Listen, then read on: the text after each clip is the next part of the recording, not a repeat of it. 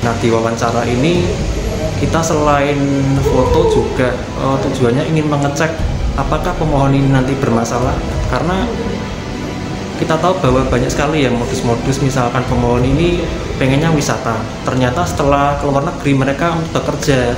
Nah, makanya kita dalami lebih lanjut dalam alur ini. Selain dokumen persyaratan, juga kita selidiki latar belakang pemohon itu. Nah, ini. Assalamualaikum warahmatullahi wabarakatuh. Kembali lagi bersama saya Erlangga Dhani. Nah, kebetulan ya teman-teman, ini saya memakai seragam warna putih ya. Ini merupakan pakaian dinas harian ketiga saya.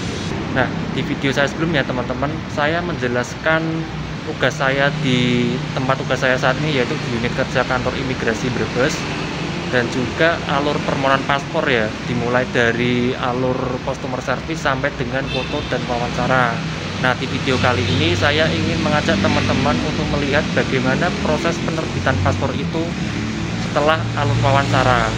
Nah, bagi teman-teman yang penasaran seperti apa sih proses penerbitan paspor itu setelah alur wawancara selesai, bagi yang penasaran, simak terus video saya.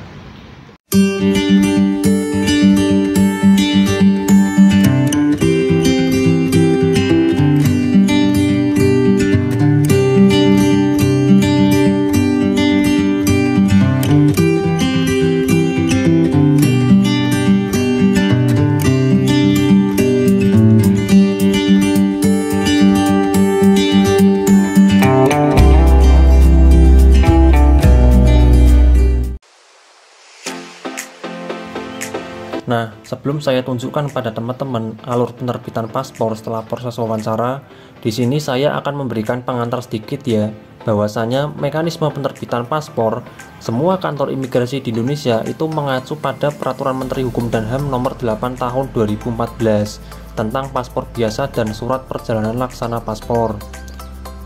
Peraturan ini itu merupakan pelaksanaan ketentuan dalam pasal 70 Peraturan Pemerintah Nomor 31 Tahun 2013, yang dimana peraturan pemerintah tersebut atau PP itu adalah peraturan pelaksanaan dari Undang-Undang Nomor 6 Tahun 2011 tentang keimigrasian.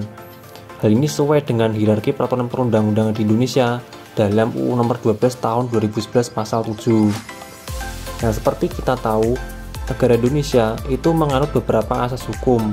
Salah satunya adalah asas lex superiori derogat legi inferior, yaitu di mana peraturan yang ada di bawahnya tidak boleh bertentangan dengan peraturan yang ada di atasnya. Yaitu tadi termasuk peraturan yang saya sebutkan tadi ya. Nah, sesuai dengan pasal 11 Permenkumham Nomor 8 Tahun 2014, mekanisme penerbitan paspor setelah alur wawancara selesai, maka dilanjutkan dengan verifikasi dan adjudikasi. Adjudikasi secara bahasa itu berasal dari kata adjudicate dalam bahasa Inggris ya, yang berarti memutuskan. Pada tahap ini, berkas pemohon itu diteliti dan digali lebih dalam lagi apakah ada permasalahan, misalkan seperti ada kecurigaan TKI non-prosedural, daftar cekal, ataukah mungkin ada data yang keliru, misalkan di ejaan nama ataupun perbedaan tempat tanggal lahir. Nah, di tahap adjudikasi inilah diputuskan apakah berkas pemohon berhak diteruskan ataukah tidak. Nah, orang yang melakukan proses adjudikasi disebut sebagai adjudikator. Dan yang berhak melakukan proses adjudikasi adalah pejabat yang berwenang ya. Bisa mungkin seseorang yang diberi wewenang untuk melakukan proses adjudikasi ataupun pimpinan. Apabila ditemukan kecurigaan maupun permasalahan dalam data pemohon, maka petugas imigrasi berhak melakukan penolakan. Tapi kalau misalkan tidak ada, maka diteruskan ke alur alokasi.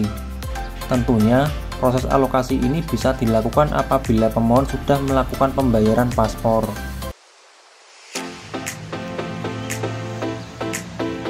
Nah, ini teman-teman saya ajak ke meja kerja saya dan juga nanti saya perlihatkan pada teman-teman bagaimana proses alokasi paspor itu.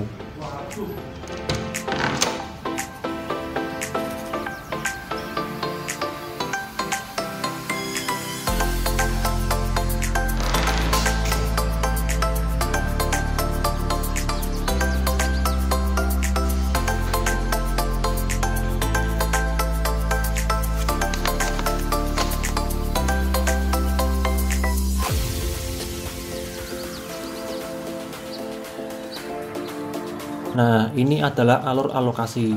Jadi, setelah berkas pemohon diteliti dan digali di tahap wawancara dan verifikasi, kemudian tidak ada permasalahan, barulah kemudian diputuskan oleh adjudikator berkas pemohon itu dilanjutkan ke tahap alokasi.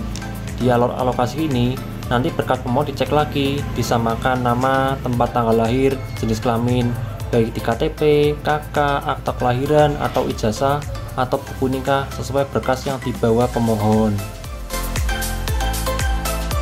Nah, setelah tidak ada permasalahan, barulah paspor kita alokasikan.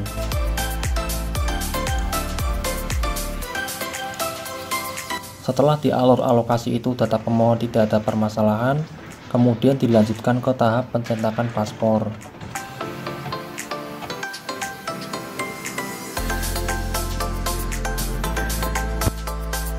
Nah, setelah paspor kita cetak, paspor juga kita uji kualitas ya. Tujuannya untuk mengetahui apakah paspor ini layak kita terbitkan.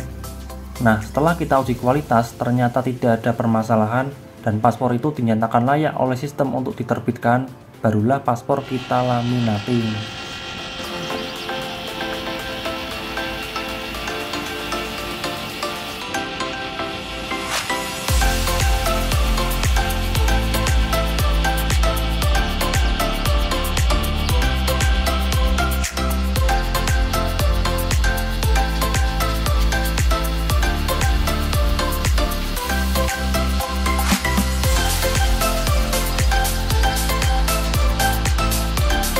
Nah, ini apabila ada pemohon yang melampirkan berkas paspor lama, maka paspor lama tersebut sudah tidak berlaku lagi dan paspor tersebut kita gunting.